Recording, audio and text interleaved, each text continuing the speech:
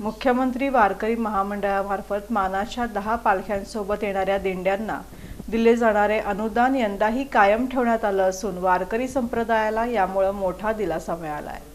मुख्यमंत्री वारकरी महामंडळामार्फत गेल्या 2 वर्षांपासून मानाच्या 10 पालख्यांसोबत येणाऱ्या दिंड्यांना देण्यात येणारे अनुदान यावर्षीही निरंतर सुरू ठेवण्यात आले असून विभागीय आयुक्त पुणे तथा व्यवस्थापकीय संचालक मुख्यमंत्री वारकरी महामंडळ यांच्या देखरेखीखाली या निधीचे थेट बँक खात्यात वाटप सुरू करण्यात आले आहे।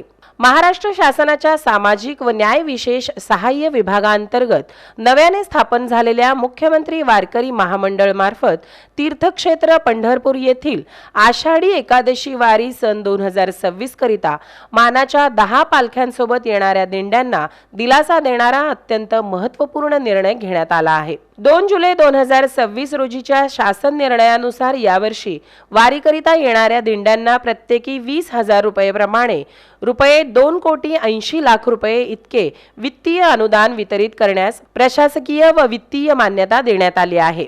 चालू वर्षामध्ये एकूण 1,400 दिंड्यांना हे अनुदान वितरित करण्याचे उद्दिष्ट असून प्राप्त अधिकृत माहितीनुसार सद्यस्थितीत एकूण 1,199 पात्र दिंड्यांपैकी 1,000 दिंड्यांचे बँक तपशील प्राप्त झाले असून त्यांच्या खात्यात थेट रक्कम वर्ग करण्याची प्रक्रिया गतिमान करण्यात आली आहे। उर्वरित 199 दिंड्यांच्या बँक खात्याचे तपशील प्राप्त होताच तात्काळ निधी वर्ग करण्यात येईल। तसेच वारीमध्ये नव्याने समाविष्ट झालेल्या 41 नवीन दिंड्यांच्या बाबतीतही आवश्यक ती कार्यवाही पूर्ण करण्यात येणार आहे।